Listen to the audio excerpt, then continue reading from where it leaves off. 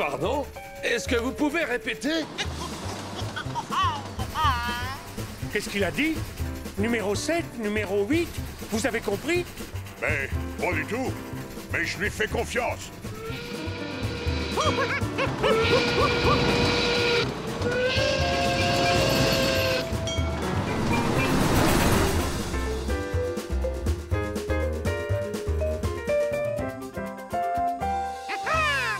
Tout est rentré dans l'ordre. Félicitations, chef.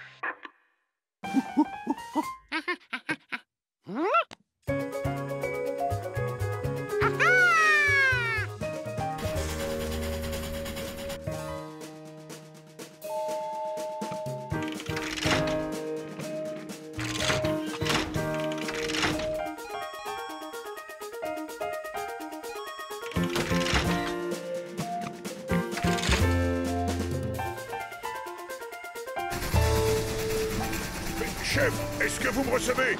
Chef, c'est à nouveau la pagaille.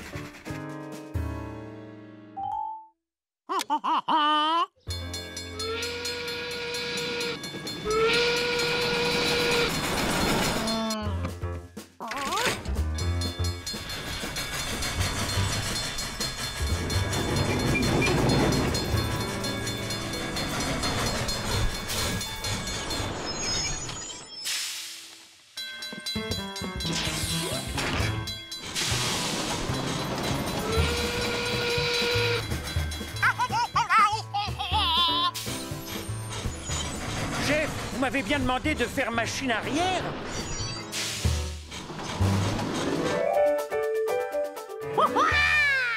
C'était encore plus facile que les trains électriques, surtout pour un petit malin comme George.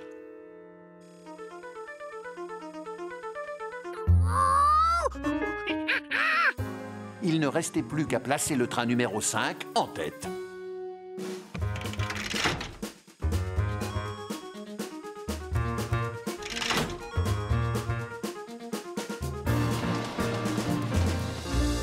Bravo, George! Beau travail!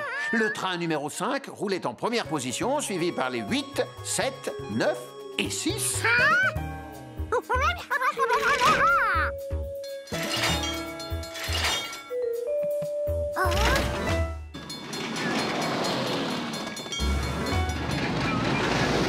Maintenant, c'était le 6, le premier, suivi du 7, du 9, du 8 et du 5. Puis le 7, le 5, le 6, le 8 et le 9. 6, 9, 7, 5, 8. 5, 6, 8, 9, 7. 7, 5, 6, 8, 9. 5, 6, 8, 9, 7, 8, 7, 9, 5, 6, 5, 6, 5, 7, 6, 8. Et puis le 356. C'est moi qui déraille? Ou c'est un singe qui vient de crier? George n'avait plus du tout envie de jouer. Quoi faire? Appeler le chef de gare? Il était trop occupé à comparer son sandwich avec celui de son frère. Mais pourquoi l'alarme ne s'était pas déclenchée? Qu'on le coupe en longueur ou en diagonale, ça ne change pas la taille du sandwich.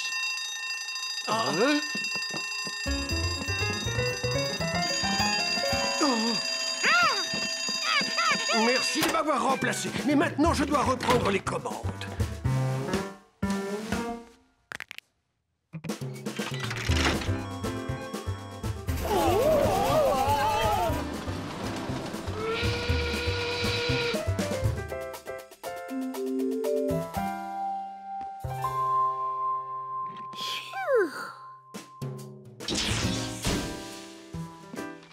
Quel voyage! Vous ne pouvez pas imaginer. On a été secoués dans tous les sens.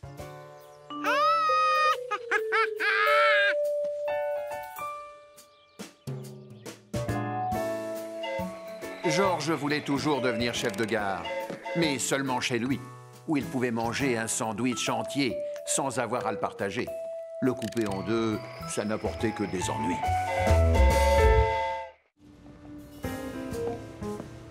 George n'avait jamais vu l'homme au chapeau jaune dans un état pareil.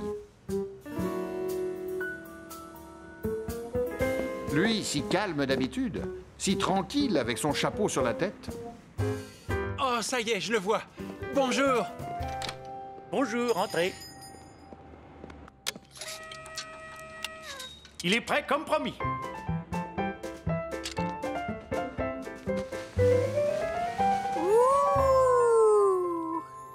Ah, ça valait vraiment la peine de s'en passer pendant 3 longues journées.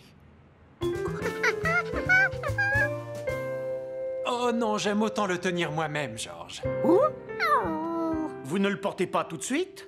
Oh non, je veux le garder impeccable pour ce soir. Nous devons aller au planétarium pour l'inauguration du dôme.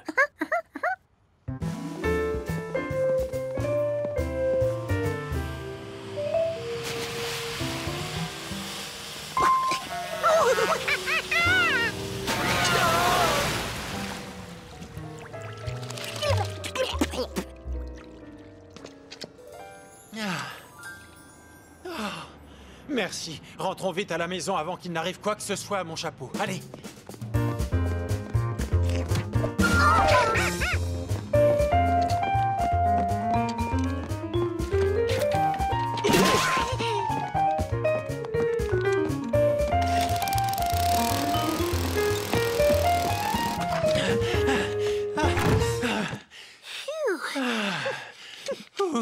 Sauvé.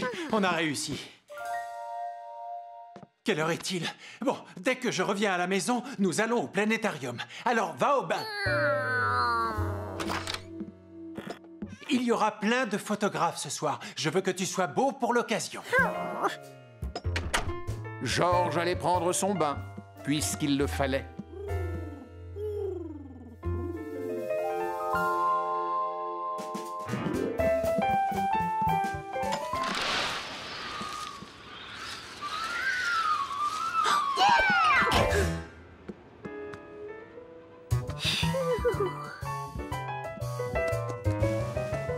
C'était vraiment un très beau chapeau. Qui aurait pu résister à l'envie de l'essayer? George voulait montrer à Boussole combien il était élégant habillé de cette manière.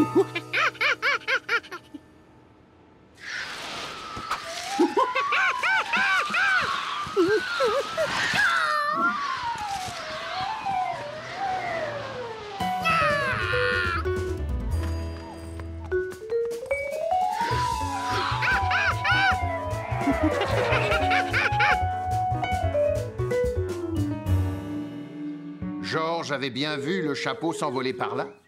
Où était-il passé?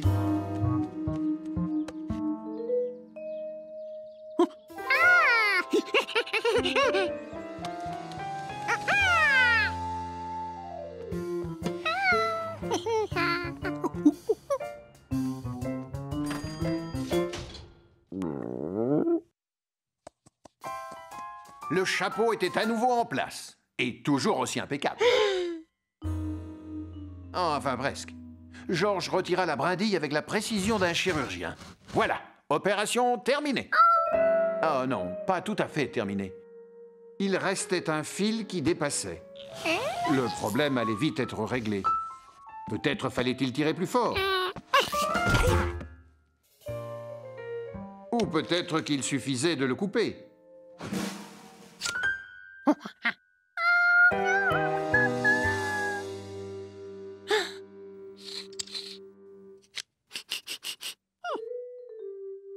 Mais George avait oublié que la dernière fois qu'il s'était servi des ciseaux, c'était pour couper son sandwich fraise-banane. Et maintenant, il fallait s'occuper de cette tâche. Une fois nettoyée, on ne la verrait plus.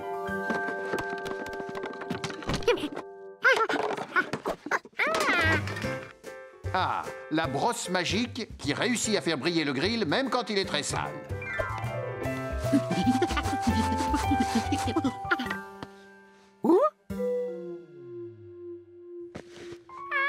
Mais n'avait-il pas frotté un peu trop fort? L'immeuble où habitait George était très bien entretenu. Gaspard, le chien du concierge, en était fier. Le nettoyeur de moquette est arrivé. Il y avait des gens qui entraient.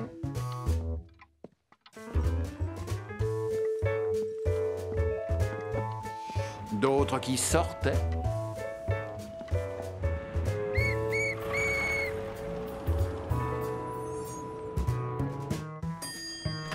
Ceux qui montaient par l'ascenseur. Et ceux qui descendaient par l'escalier. C'était comme une belle mécanique que personne ne pouvait dérégler. Enfin, presque personne. On ne peut pas remonter dans notre appartement avant que la moquette ne soit sèche. Alors reste assis dans le hall pendant que je sors faire les courses, d'accord? Et sois sage. Oh, et si tu as faim, mange cette pomme. Je n'en ai pas pour longtemps. Taxi, hé, taxi!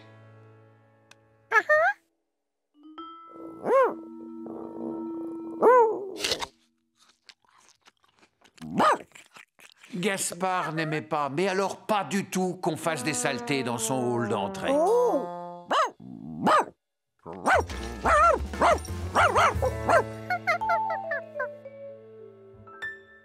Georges avait compris qu'il devait aller manger ailleurs s'il ne voulait pas avoir d'ennui. Que pouvait-il y avoir derrière cette porte?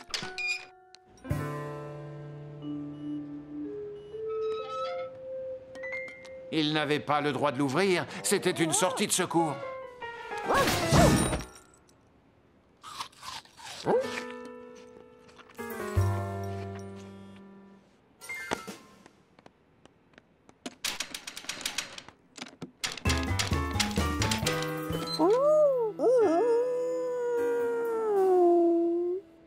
Et maintenant, comment allait-il pouvoir rentrer?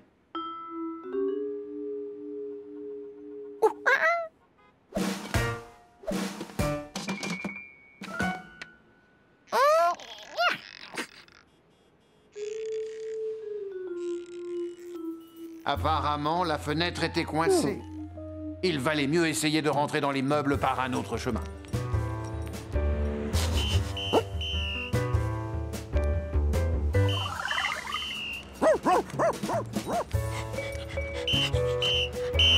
Avancez, avancez, plus vite que ça.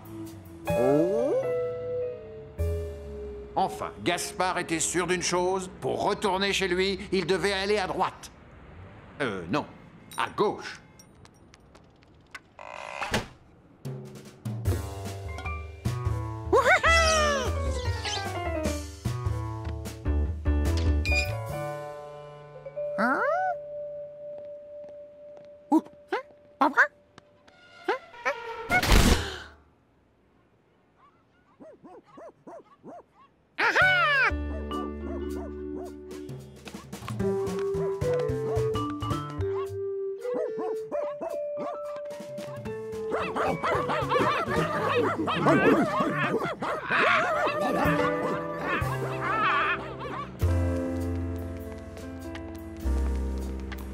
Le teckel ne se sentait pas rassuré. Dans quel état allait-il retrouver le hall si jamais le singe était rentré avant lui? Oh là là, c'était encore pire que ce qu'il avait imaginé.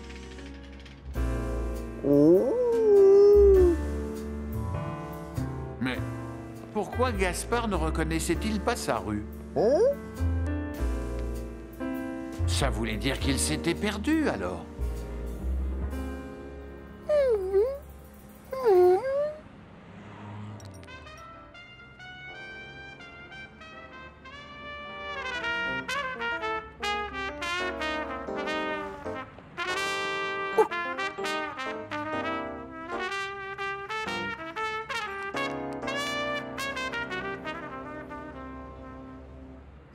Merci, c'est très gentil de votre part. Allez vite, on rentre à la maison.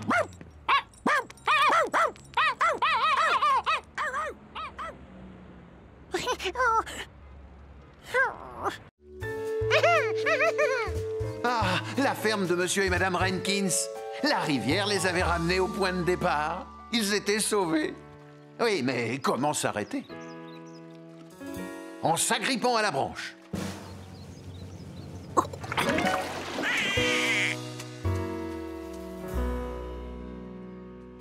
Plus que quelques centaines de mètres à parcourir, et il serait enfin complètement perdu. Ce n'était pas le bon silo à grains.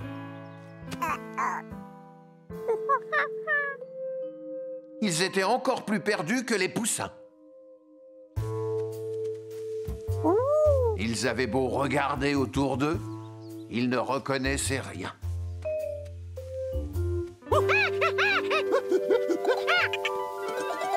Sauf le rocher en forme de canard. Enfin un point de repère. Georges dessina une carte pour essayer de s'y retrouver. Ils étaient passés à côté du rocher en forme de canard. Et juste avant, près des arbres en croix. Et du bateau. Et ils étaient partis du silo de la ferme des Rankins. Et c'est justement derrière le silo que le soleil se couche. Enfin, ils se sentaient moins perdus. Vite, au rocher! Mais de près, il ne ressemblait plus vraiment à un canard.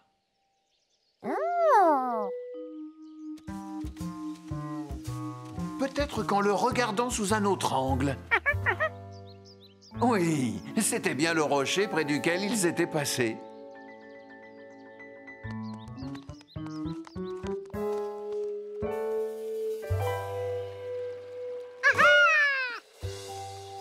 Les arbres en croix. Ils avaient trouvé le point de repère suivant.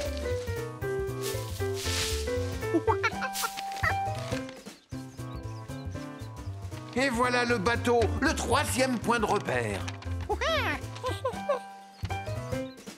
En remontant le cours de la rivière, ils arriveraient au silo, derrière lequel le soleil se couche. Mais s'il fallait remonter toute la rivière pour revenir au point de départ, il mettrait un temps fou. Pourquoi ne prendrait-il pas un raccourci en marchant en direction du soleil?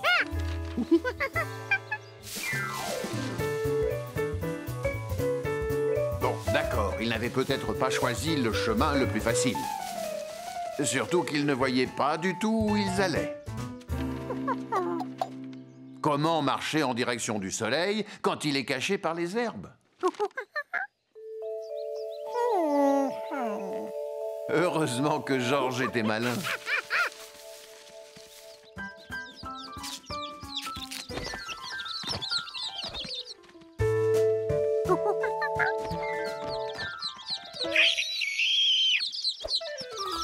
Les poussins décidèrent de suivre le singe, surtout qu'il semblait savoir où il allait.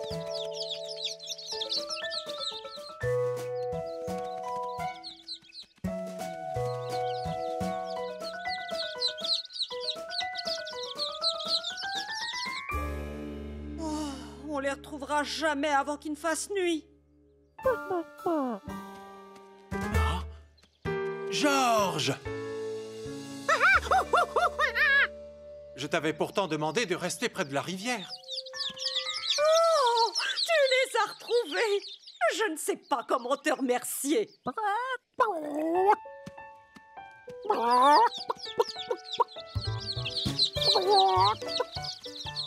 Comment as-tu fait?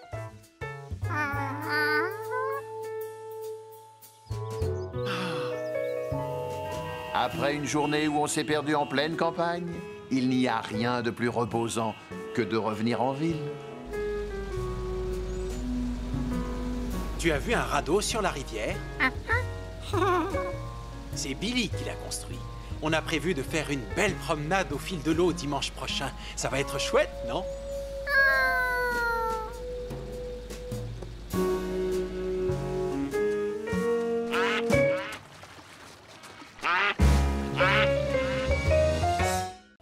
Quelle chaleur! L'été promettait d'être étouffant, surtout en ville. On se sentait complètement ramollo. Mais à quelques kilomètres de là, à la campagne, Georges était bien au frais. Et pour lui, tout baignait.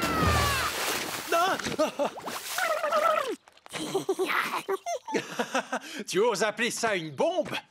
Attention devant, ça va éclabousser! C'est chouette, la campagne. On y découvre un tas de choses qu'on ne voit jamais en ville.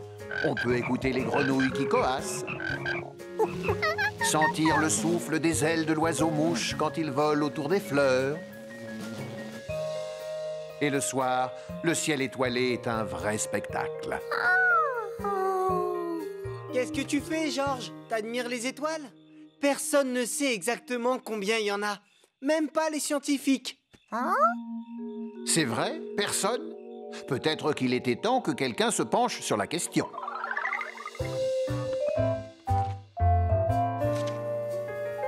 Je parie que les scientifiques seraient drôlement contents de connaître le nombre d'étoiles qui existent dans le ciel, se dit Georges. Je vais les compter. Règle numéro 1 pour compteur d'étoiles. Suivre ses comptes.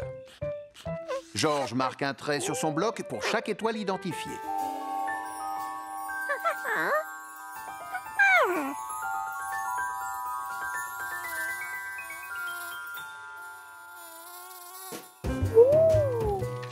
Règle numéro 2, apprendre à faire la différence entre les étoiles et les lucioles.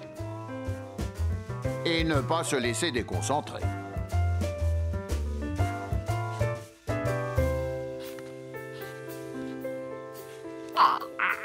Règle numéro 3. Les 2 premières règles ne marchent plus si on ne garde pas les yeux grands ouverts.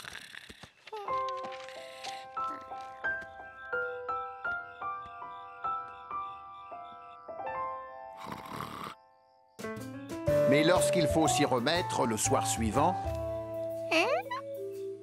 on ne sait plus quelles étoiles ont été comptées la veille.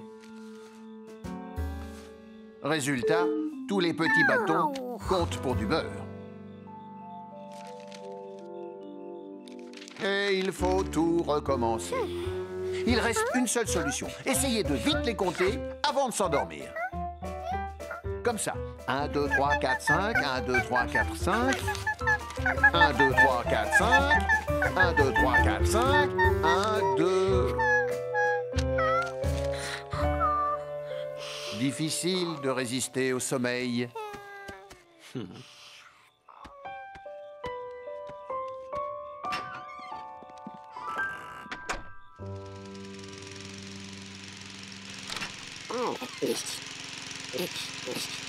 Bonjour les amis. Bonjour Billy. Georges s'est couché tard pour compter les étoiles.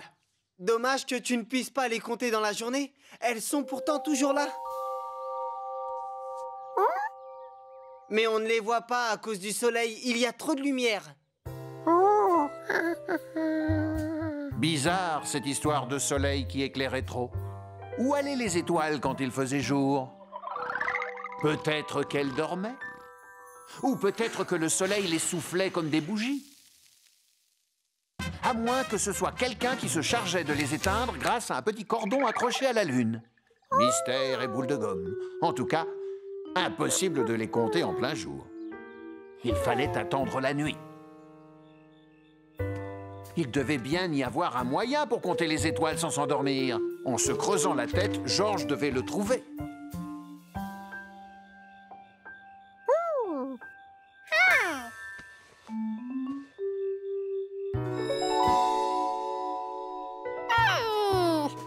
C'est en saisissant sa casquette que l'idée géniale de les compter lui est apparue. Il suffisait de créer une figure et de compter les étoiles qui étaient tout autour. Et voilà l'astuce.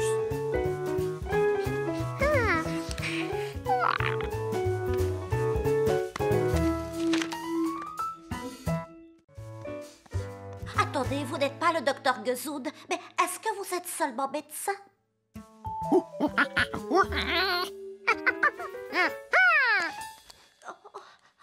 J'attends depuis si longtemps, alors peu importe qui vous êtes.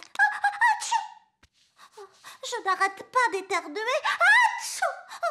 Je renifle, ça prend, et puis ça s'arrête, et puis ça revient.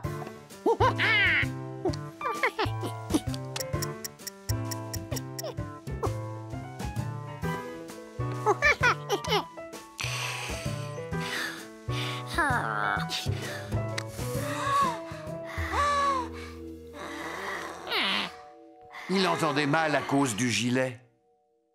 Il n'y avait qu'une solution.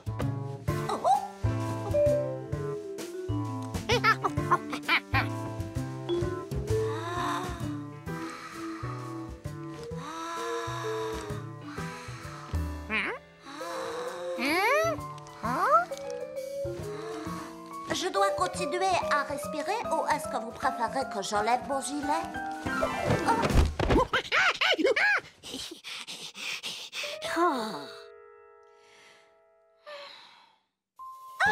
Je suis guérie. Vous êtes un petit singe génial. Merci, docteur, merci. Atchou! Oh, mais je ne suis pas guérie du tout. Atchou! Oh, j'ai compris, je suis allergique à ce gilet. Vous êtes le meilleur docteur que j'ai jamais rencontré. Je vais parler de vous autour de moi. Et voilà, Georges venait de soigner son premier patient, quand tout à coup, il entendit encore ce drôle de bruit.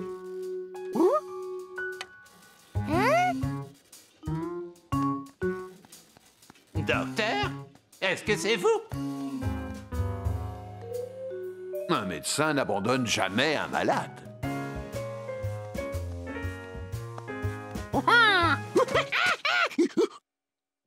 Mais tu es un singe.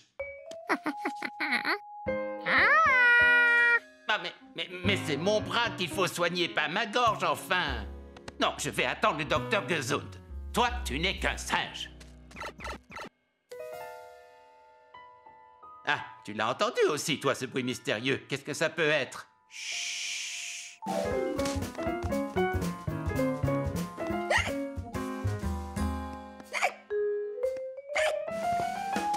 Ça fait 2 semaines que j'ai le... Ok. Oui, 2 semaines. Et ça ne s'arrête pas. Vous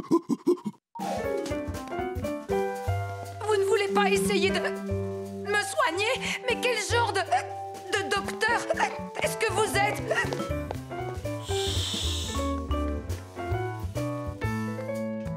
Tenez, le voilà. C'est lui, tout à l'heure, qui a voulu que je fasse... Ce petit singe est un docteur de génie. Il a découvert que j'étais allergique. Georges, qui est-ce qui t'a permis de jouer au docteur?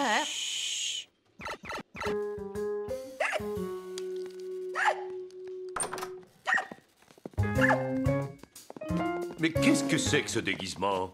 Georges, que fais-tu avec cette blouse? J'espère que tu ne t'es pas fait passer pour un vrai médecin. Oh. Qu'est-ce que c'est que ça? Vous devriez le savoir. J'imagine que c'est le bruit que fait un de vos appareils.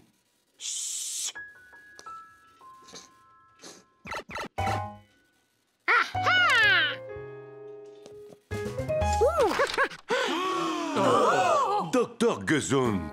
Oh, oh, bonjour. Je suis venu ici pendant ma pause pour faire une petite partie, mais je n'ai pas vraiment vu le temps passer.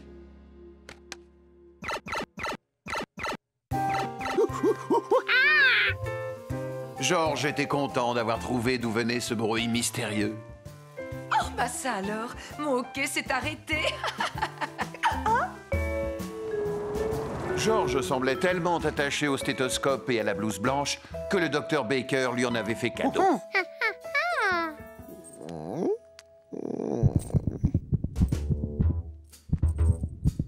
Gaspard aimait beaucoup rester dans le calme. Mais si Georges s'amusait à devenir médecin, il pouvait dire adieu à sa tranquillité.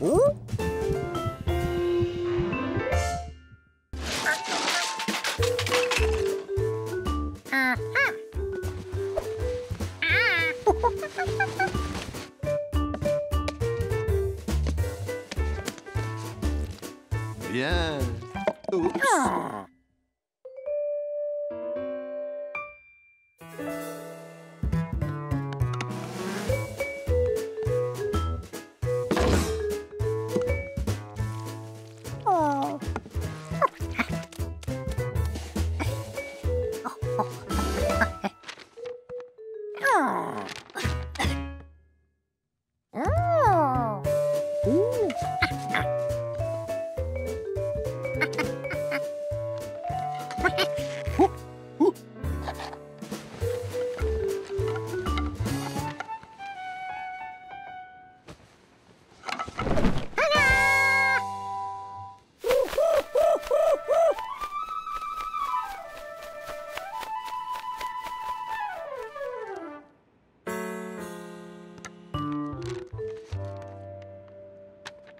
C'était loin d'être parfait. Pour l'instant.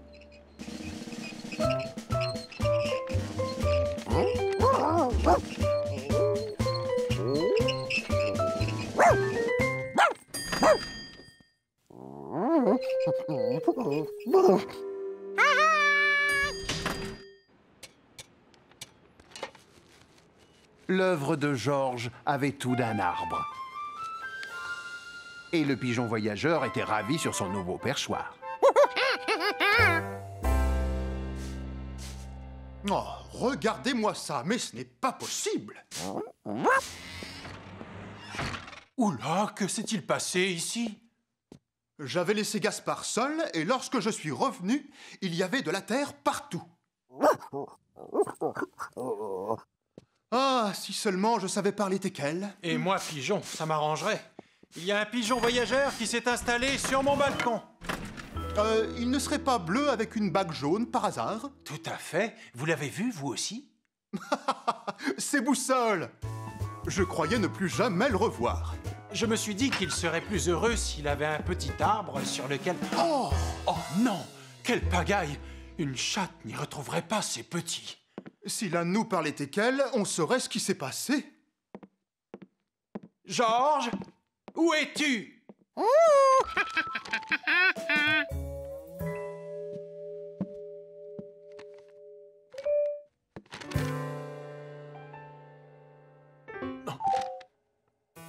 Qu'est-ce que c'est? Un arbre? Georges ne s'était jamais senti aussi fier. Maintenant que l'oiseau avait le perchoir de ses rêves, il pouvait rester ici. Boussole! Je suis content de te revoir. Oui, à vrai dire, c'est un pigeon pas très voyageur. Son sens de l'orientation est très approximatif.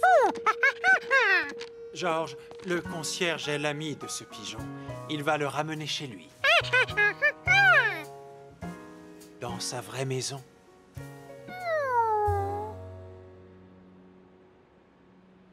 Regardez qui est de retour. Tu vois, c'est ici qu'il habite.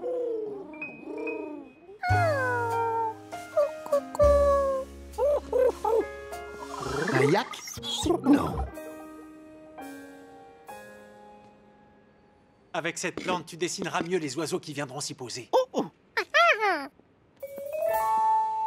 C'est très joli ce que tu as fait, mais à mon avis, ils vont préférer les vraies branches.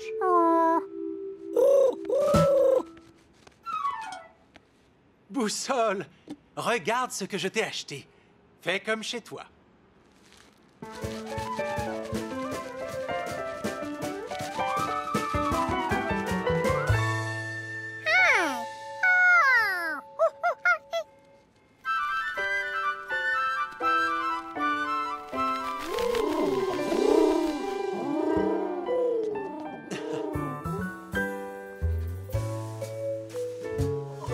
Tout heureux de retrouver son perchoir, Boussole ne savait toujours pas à quelle espèce d'animal il avait affaire. Mais une chose était sûre, Georges s'y connaissait en perchoir.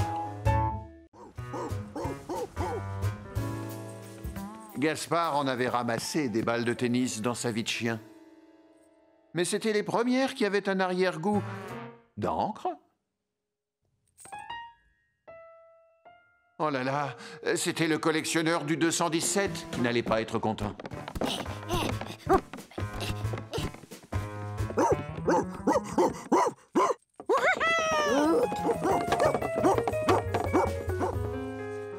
Comment expliquer à un singe que tous ses paquets n'étaient pas à lui? Gaspard ne le savait pas.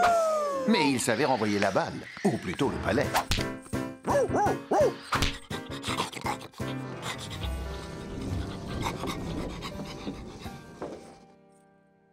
Et Georges qui n'arrêtait pas de déballer tous les objets. Il fallait faire quelque chose.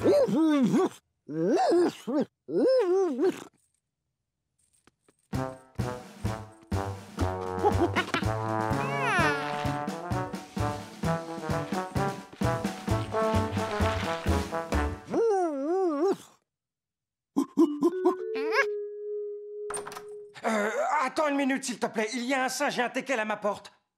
Quoi? Ces livreurs ne font attention à rien. Si jamais les autres paquets sont dans le même état, j'irai me plaindre à leur patron. Georges comprit que les paquets appartenaient à ce monsieur et que le livreur les lui avait donnés tous bien emballés. Je vais descendre examiner les paquets dès que j'aurai fini de téléphoner. Ils avaient intérêt à tout ranger, et vite. Il suffisait de remettre les balles, les boules et les ballons dans leur boîte. Ce n'était pas compliqué.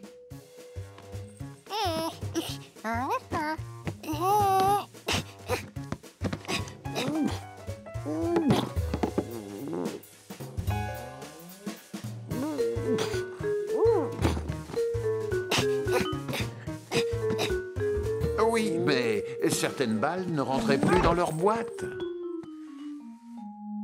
Alors que d'autres pouvaient se ranger dans plusieurs.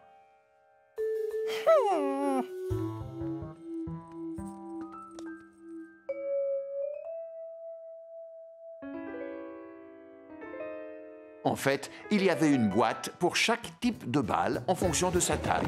Quand on avait compris le truc, c'était plus facile, et surtout pour un singe.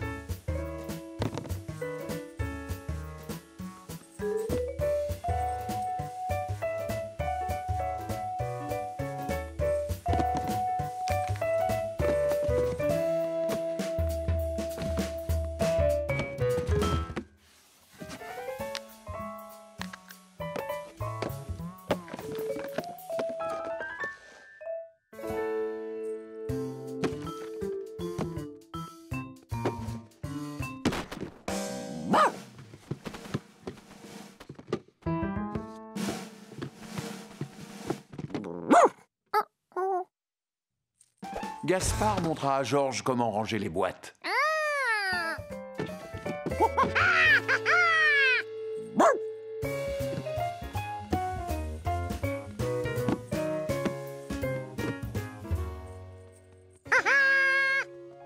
Et voilà!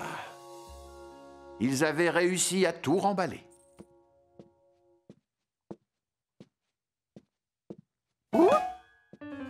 Ou presque.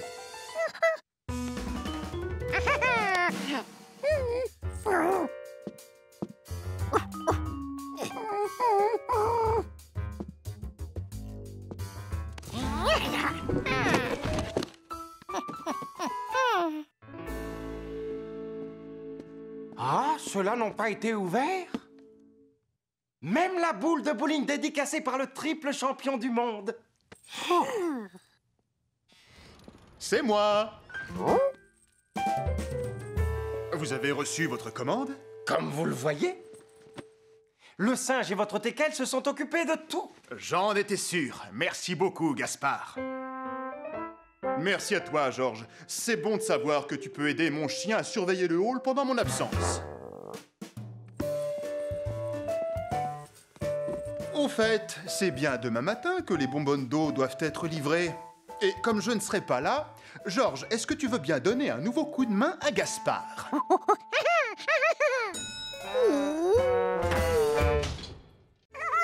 Ce n'est pas toujours facile d'expliquer ce qui nous fait rire. Mais souvent, en parcourant les vieux albums, on rigole bien.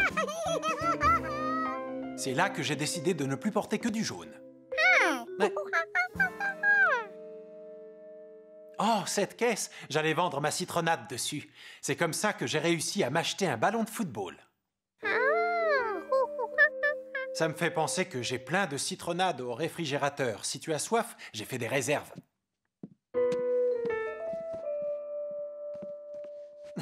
C'est drôle, je suis déjà pressé de rentrer pour pouvoir déguster une citronnade bien fraîche. Sois sage, Georges. Au fait, ce short était un cadeau de ma grand-mère. Georges ne pensait plus aux shorts. Il pensait plutôt à son ballon raplapla. Si l'homme au chapeau jaune avait réussi à avoir un ballon en distribuant de la citronnade, ça valait le coup d'essayer.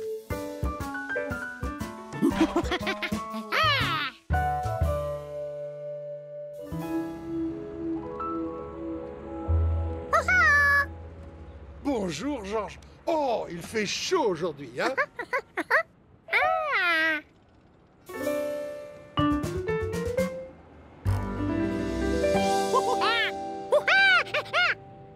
Ah, tu veux cette caisse? Je te la donne, prends-la.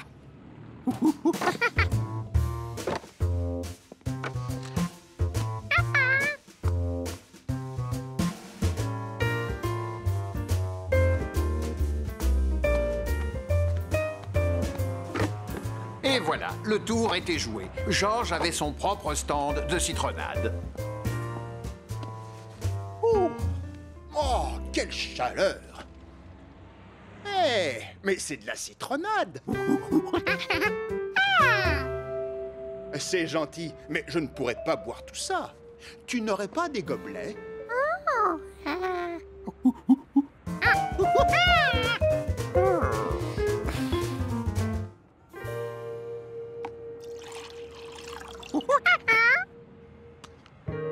Tu m'as servi un grand verre. Mais ça peut s'arranger. Voilà, c'est juste ce qu'il me faut. Incroyable, c'était magique. Avec un verre de citronnade, le concierge en avait fait 2. C'est délicieux. Ça mérite bien une petite récompense. C'était tellement facile. N'importe qui pouvait gagner un ballon avec de la citronnade. Tiens, une petite pièce pour toi. Et merci.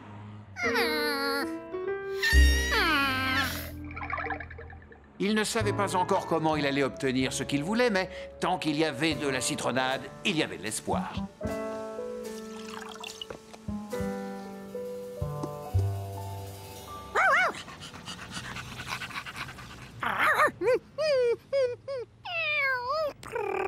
Georges ne parlait ni le langage des chiens, ni celui des chats.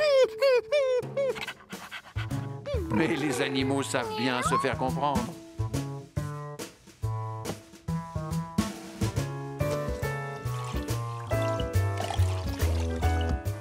Il ne pouvait pas leur en donner trop s'il voulait avoir son ballon. Mais Charlie et Gnocchi n'étaient pas au courant de ses projets et ils avaient très soif.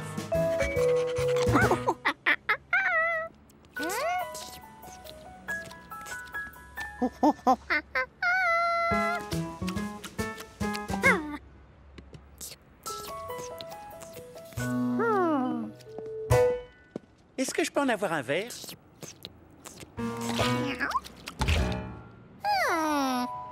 Après tout, non.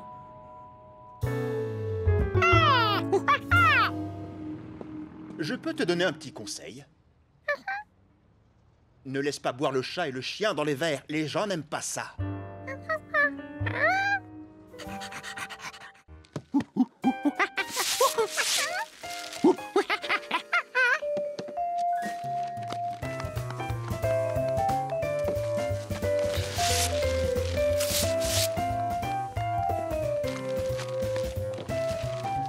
Il doit y avoir une promotion sur les cafetières. C'est la 15e qu'on emballe à la suite. Enfin, te voilà. Je t'ai cherché dans tout le magasin. Quel dommage que Georges ait un pantalon à rapporter. Il aurait bien voulu continuer à déballer les cadeaux.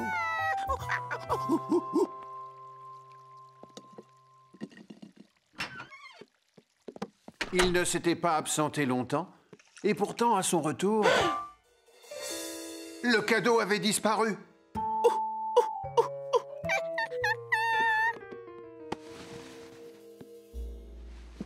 Merci, mon petit Georges, tu es adorable. Oui, je sais, tu te demandes pourquoi le cadeau n'est plus sur la table. Je me suis dit qu'il valait mieux le cacher. Comme ça, tu n'y penseras plus. Au contraire, ça l'avait rendu encore plus curieux.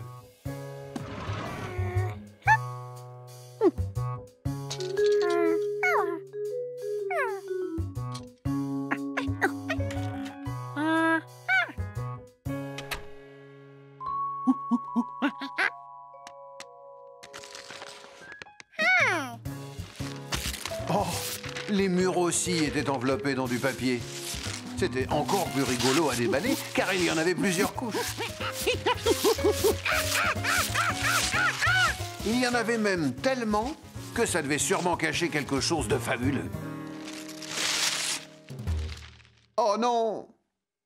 Bon, il ne restait plus qu'à tout remettre en place.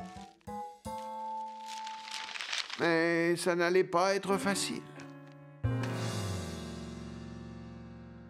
Et si George redécorait la salle de bain pour l'anniversaire du professeur Wiseman?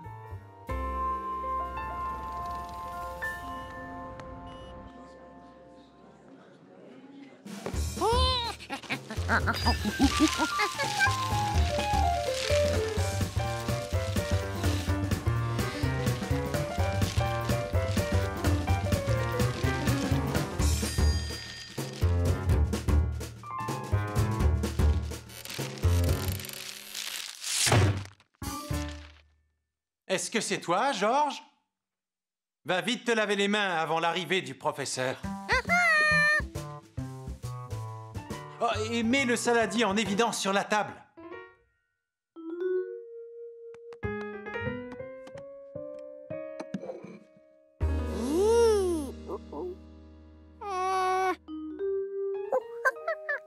Non, non, non, tu ne vas pas t'en tirer comme ça. Regarde tes mains. Elles sont encore toutes collantes. Tu ne peux pas... Oh, oh, oh, oh, oh. Qu'est-ce que tu as encore fait? Oh, voilà le professeur Wiseman. Aide-moi à ranger tout ça.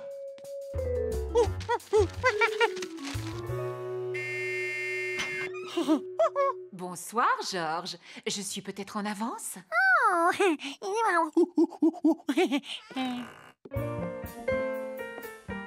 J'arrive tout de suite. Il y a des fruits sur la table. Servez-vous. Avec plaisir. C'est une espèce de banane orange. Et je suppose que ça pousse sur les bananes orangées. C'est intéressant. Je vais en planter un dans mon jardin. Excusez-moi, professeur, Oh. Bon anniversaire de notre part à tous les deux. Oh, il ne fallait pas, voyons. George, veux-tu m'aider à l'ouvrir?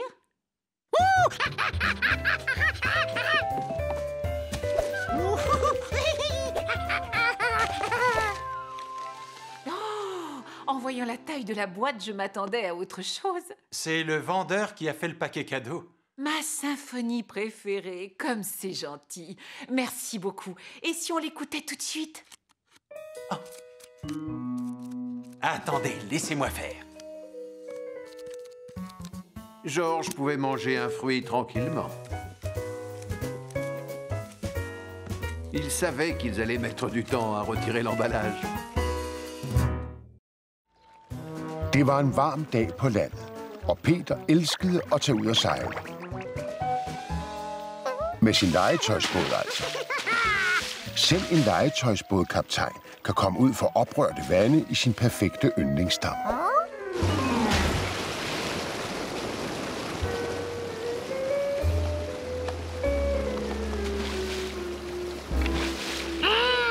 Kaptajner græder ikke. De reparerer. Eller beder en ven om det. Jeg kan have den sejlklar til dig igen i morgen tidlig, kaptajn.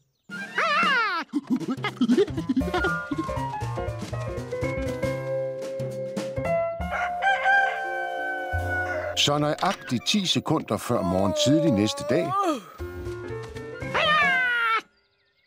Lige på slaget.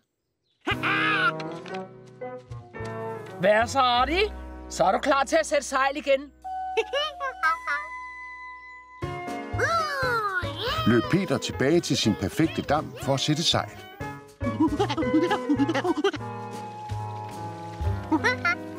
Nu havde han en båd, men ingen dam. Og åen var blevet til en lille bæk. Hvor kunne en hel dam forsvinde hen? Han fandt ikke sin dam, men han fandt en mystisk væg i åen.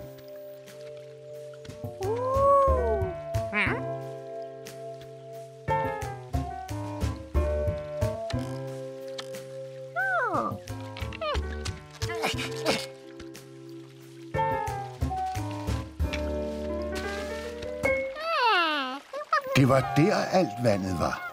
Det var fanget bag væggen i åen.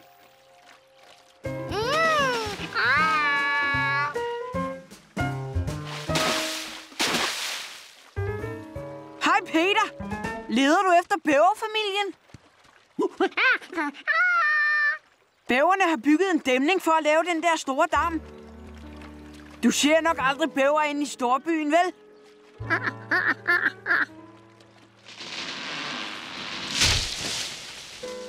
Jep, det er dem, der er gang inde i skoven. Jeg har taget nogle billeder af dem. De kan ikke lide, at man kommer for tæt på, når de arbejder. Hej, hej! Så det var bæverne.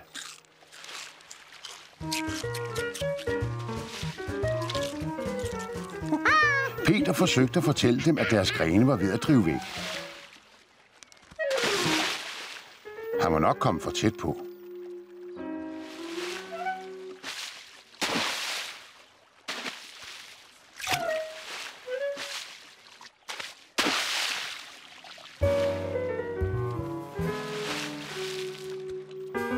Hvis bæverne ikke ville have, at han så på, måtte han jo bare lege med sin båd.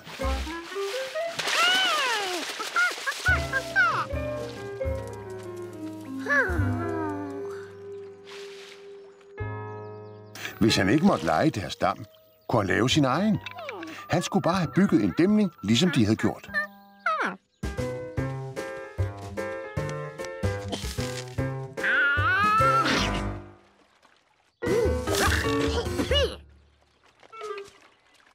Der måtte være en nemmere måde at skaffe træ til en abedæmning på. Fru Rankins affaldstræ.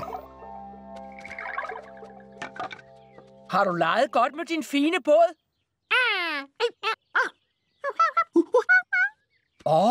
Du vil gerne have affaldstræet.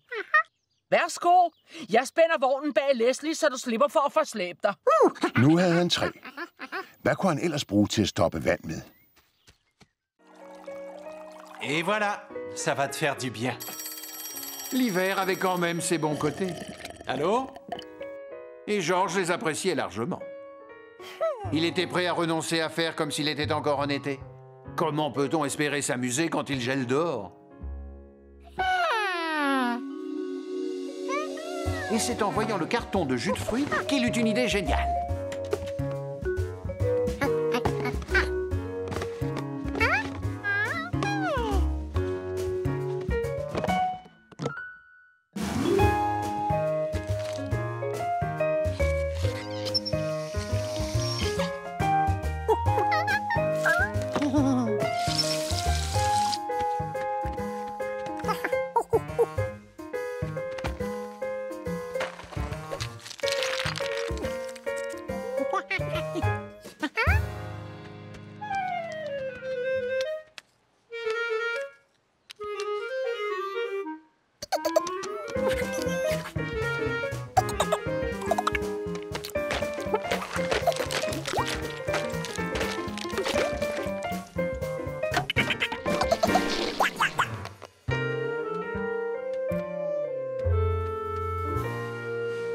Demain, ils ont prévu un temps encore plus froid.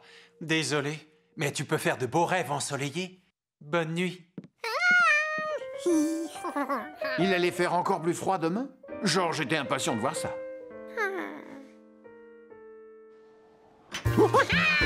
N'oublie pas ton bonnet.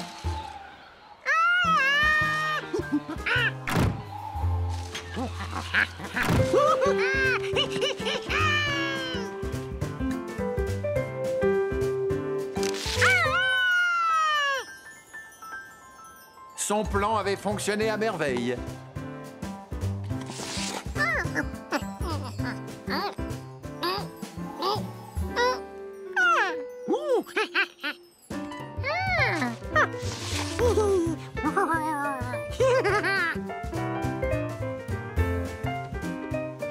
Georges avait fabriqué un jeu de quilles en glace.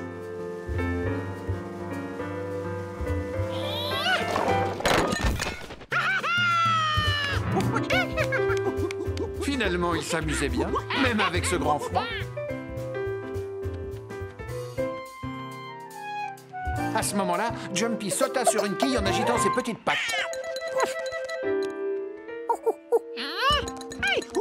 Mais qu'est-ce qui lui arrive, pensa George? Il n'aime pas le jeu de quilles? Puis il comprit qu'en fait, Jumpy voulait récupérer les graines prises dans la glace.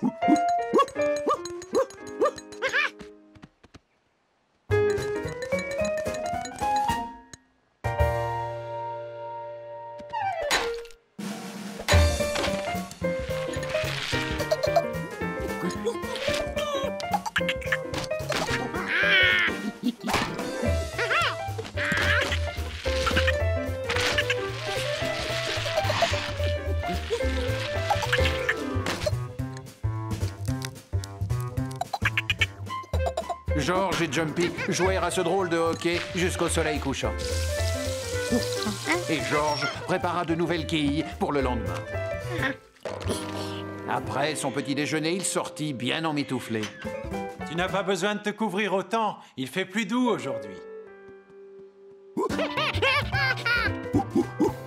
Fantastique! George était pressé de retourner jouer.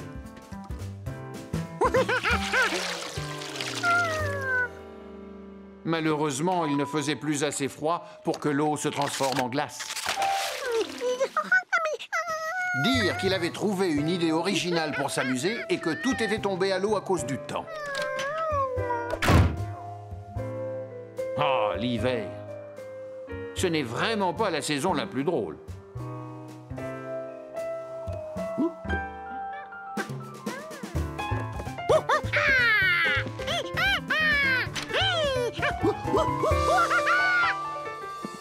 Ça y est, il commence à neiger. Ils ont prévu d'importantes chutes pour cette nuit. Heureusement que je me suis racheté une pelle. George était heureux sous les flocons blancs qui tombaient du ciel. Il imaginait déjà la tête de son bonhomme de neige. Viens, George, ne laisse pas entrer le froid. Finalement, ça valait le coup d'attendre l'hiver. Et pas seulement pour les chocolats chauds.